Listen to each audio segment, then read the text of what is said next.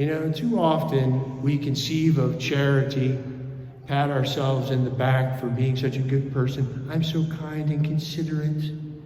This Good Samaritan, it says he was moved with compassion. Splankizomai, your splanchia, your guts. Like in Greek, okay? Splanchia, it's like your viscera. In Latin, where we get the word eviscerate. Okay, somebody cuts your stomach open and all your guts fall out, all right? But to have a visceral reaction is like you feel your guts lift, turn. Your stomach lifts. When you're really moved, you have a physiological response to seeing somebody in a very pitiful state. That is how the word choice here, splankizomai, is moved with compassion when he sees this guy.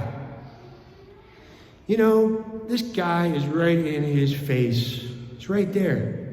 Notice the priest and Levite, they go to the other side of the road, they want to avoid what's right in their face. So this point I want to make is it's right in our face, folks. It's not remote. We pat ourselves in the back because we're watching TV or on the computer and we see some advertisement with a little doggy in a cage. Those things tear you up, I gotta admit. They tear you up. And a little dog in a cage. And you feel, oh man, look at these neglected dogs, abused dogs and cats. And you're just like, I just want to take care of that dog, cat. Or you see something, suffering going on in the world somewhere, and you're moved to compassion. You feel your guts lift. You're like, oh, I'm so tender-hearted. I'm so compassionate. As we snap at our husband or our wife or our brothers and sisters, okay, things that are right in front of us. We like to keep charity remote, pat ourselves on the back that we're so charitable and we are capable of such deep feeling. It's sentiment oftentimes. Yeah, there's, tenderness there in all of us. All right, but that's easy to see a doggy in a cage on the computer and feel bad and think how tender-hearted we are. It's much harder, things that are right in front of our face.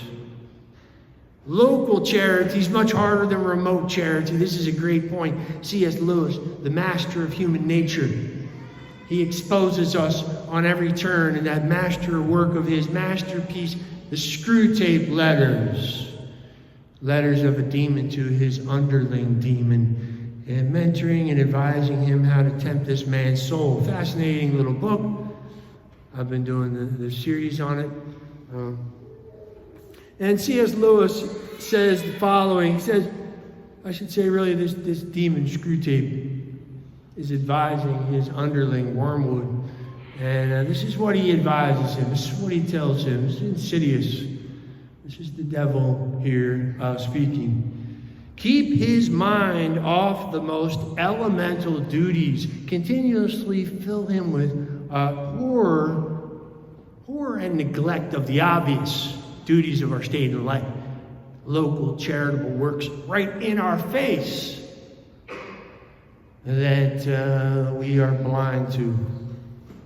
And yet we pat ourselves on the back how tender and sensitive we are with remote things. The great thing, Screwtape says, is to direct the malice to his immediate neighbors. That malice we all have, some degree or another. Directed to his immediate neighbors whom he meets every day, and thrust his benevolence out to the remote circumference, to people he does not know. Oh, I give to this charity. I adopted this child in Nicaragua or something. I'm so charitable. Would you leave me alone? I'll get to it later. Snap at somebody in our house. Yeah, you must keep on shoving all the virtues, Screwtape says. Shove all the virtues outward till they're finally located in the circle of fantasy. Get this person thinking how charitable and tender-hearted they are, when really they're beastly to live with, okay? And are blind to the obvious local charitable works, the duties of their state and life right in front of them. Here's an example I always turn to, who's the greatest hitter of all time in the game where they throw the little white thing and you swing the piece of wood and touch all the other white things? What's it? Baseball. Baseball. Okay, what you call a game? Baseball. The guys with the cowhide who run around. Okay. Yeah, there's one guy in the history of that game of Major League Baseball who's the greatest hitter of all time. And who here knows who I'm talking about? You had to pick somebody. Yeah. Well, Babe Ruth, yeah, you got to say Babe Ruth, but there's another one, the splendid Splinter, the Kid. Come on, somebody. No, he's good too, but arguably the greatest hitter of all time. Ted Williams, thank you. Who said that? Good job. Ted Williams, okay, he wrote the book on hitting, literally. Ted Williams is a great hitter, but you know why? Because he struck out as a kid, with his home life. He had a bad home situation. Why? Because his mom neglected him a little bit. His dad left, and so it was he and his mom on his own, and he was like, a latchkey kid, basically. Now, why was that?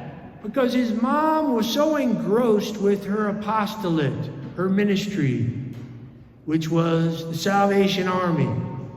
And she spent all her time doing all this charitable work for the Salvation Army. She was on fire. And she traveled and went all over the place. She was always involved and busy with the work for the Salvation Army. And poor Ted Williams was just neglected. And he just came home to an empty house day after day. So what did he do? He went down to the ball field and played baseball until it was dark. And he became the greatest hitter of all time, thank goodness. But it's a really sad story, but that's an example of somebody who had a certain neglect for the obvious, right in front of them, their son was neglected. We have to hold ourselves accountable because this parable, it's hard hitting. And notice our Lord, when he says that at the end, he's saying it not to just, this lawyer guy, expert in the law. He's saying it to everybody when he says those striking words. Go and do likewise.